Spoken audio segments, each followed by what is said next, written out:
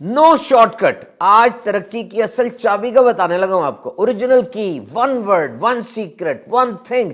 यानी अगर बहुत सी खूबियां आपके सामने पड़ी और आपने एक को चुनना है, वो कौन सी होगी? एंड दैट इज परसिस्टेंस, इस्तकामत, जोहद मुसलसल।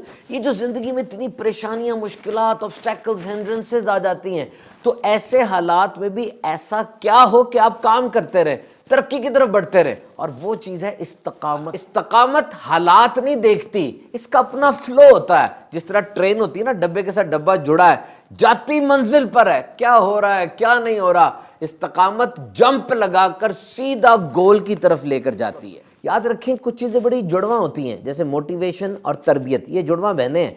मोटिवेशन अच्छी चीज है, बहुत अच्छी चीज है, लेकिन पहले तरबियत भी तो होनी चाहिए ना। अगर आप किसी चोर को मोटिवेट कर देंगे तो आपके सामने एक मोटिवेटेड चोर होगा जो ज्यादा जज्बे के साथ चोरियां करेगा। इसी तरीके से डिसिप्लिन और परसिस्टेंस, नज़्म ज़ब्त और इस्तकामत, ये भी बहने हैं। Discipline is the best form of self-love.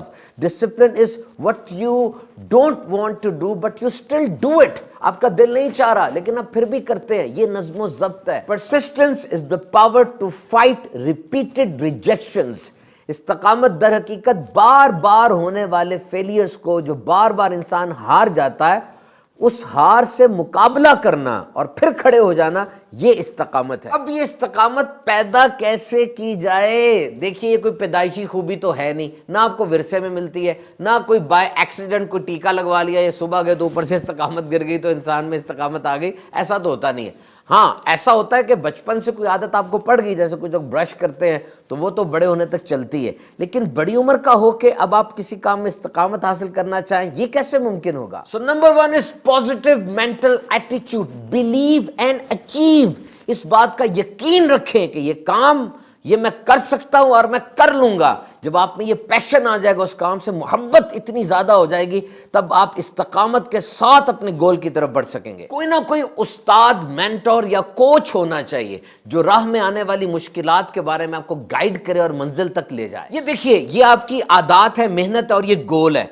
आपकी आदत और मेहनत आपको गोल तक कैसे पहुंचाएगी? ये बीच का ब्रिज क्या होगा, ये पुल, ये दर हकीकत डिसिप्लिन और नज़्म ज़ब्त है। अपनी जात को पाबंद कीजिए असूलों का, नज़्म ज़ब्त रखेंगे, इस्तकामत आ जाएगी। Clear your vision.